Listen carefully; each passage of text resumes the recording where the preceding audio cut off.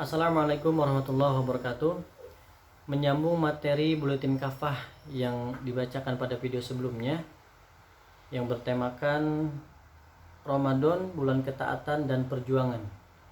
Di sana disampaikan bahwa Allah mewajibkan atas kalian berpuasa tidak lain adalah agar kalian bertakwa. Jadi takwa adalah hikmah dari pelaksanaan puasa.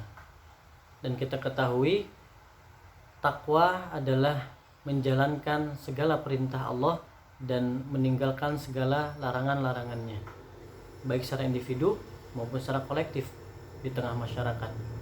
Ketika ketakwaan ini diwujudkan, maka Allah akan melimpahkan keberkahan dari langit dan bumi. Disampaikan di sana, walau anna ahlal qura amanu wattaqau la fatahna 'alaihim barakatim minas sama'i wal ard. Sekiranya penduduk negeri beriman dan bertakwa, maka Allah akan limpahkan keberkahan dari langit dan bumi. Tapi pada realitasnya sekarang bukan malah keberkahan yang ada, melainkan banyak kerusakan. Pertanyaannya kenapa?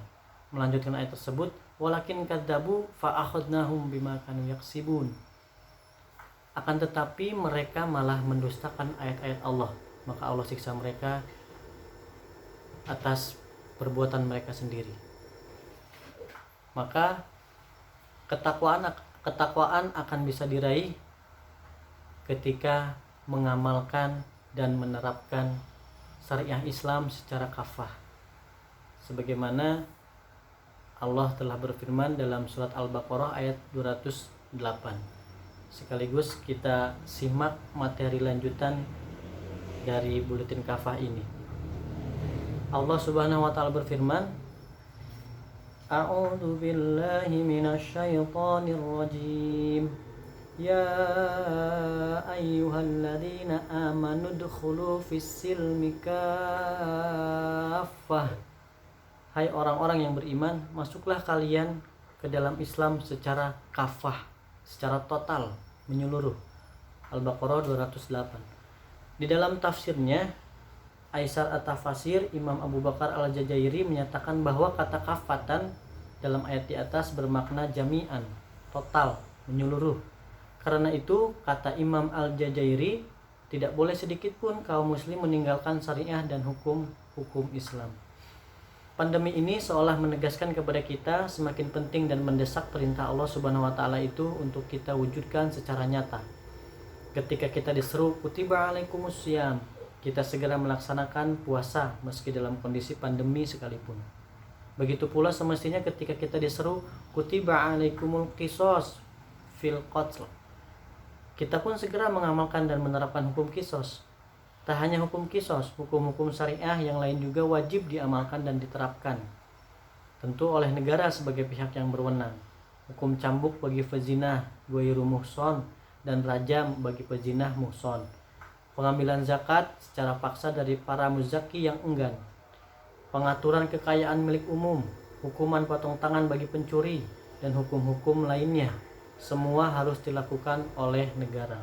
Allah Subhanahu wa taala berfirman, A'udzu billahi minasyaitonir rajim. Was-sariqu was-sariqatu faqta'u aydiyahuma jazaa'an bima kasaba nakalam minallah. Pencuri laki-laki dan perempuan, potonglah tangan keduanya sebagai pembalasan atas apa yang mereka kerjakan dan sebagai siksaan dari Allah. Al-Maidah ayat 38. Menafsirkan ayat di atas, Imam Fakhruddin Ar-Razi di dalam tafsirnya Mafatih Al-Ghaib fi At-Tafsir menegaskan para mutakalimin berhujah dengan ayat ini bahwa wajib atas umat untuk mengangkat seorang imam atau khalifah untuk mereka. Dalilnya adalah bahwa Allah Subhanahu wa taala telah mewajibkan di dalam ayat ini untuk penegakan had atas pencuri dan pezina. Tentu harus ada seorang yang melaksanakan seruan tersebut. Sungguh umat telah sepakat bahwa tidak seorang pun dari rakyat yang boleh menegakkan had atas pelaku kriminal tersebut. Bahkan mereka telah sepakat bahwa tidak boleh atau haram menegakkan had atas orang yang merdeka yang menjadi pelaku kriminal kecuali imam atau khalifah. Karena itu, kewajiban mengangkat imam atau khalifah adalah hal yang pasti.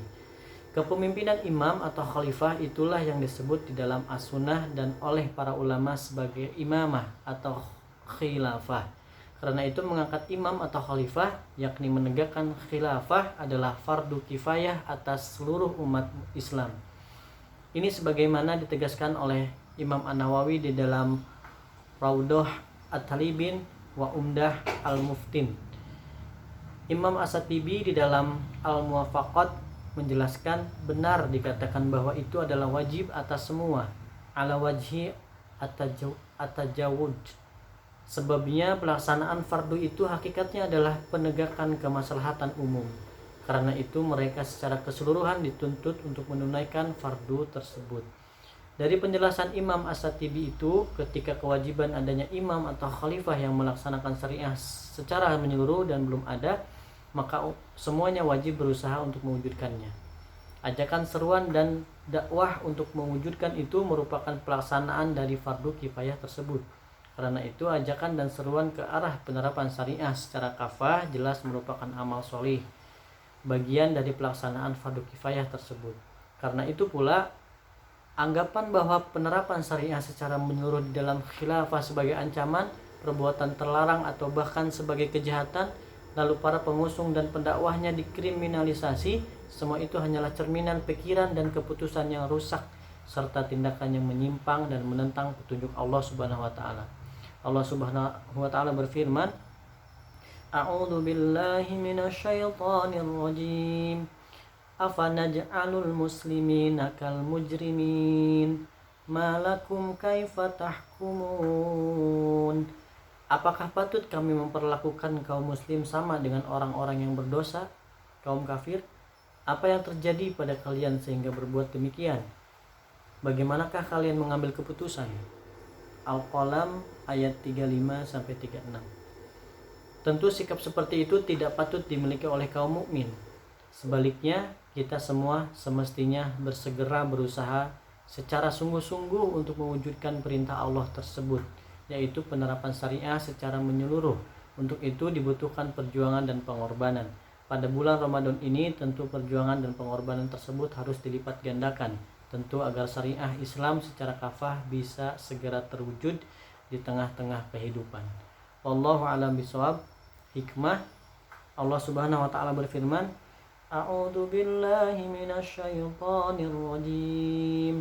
Ya ayyuhalladzina amanu stajibu lillahi walir rasuli idza da'akum lima yuhyikum. Hai orang-orang yang beriman, penuhilah seruan Allah dan Rasulnya jika Rasul menyuruh kalian pada sesuatu yang memberikan kehidupan kepada kalian. Al-Anfal ayat 24. Demikian materi Buletin Kafah. Terima kasih, mudah-mudahan bermanfaat dan bisa mengambil pelajarannya. Wassalamualaikum warahmatullahi wabarakatuh.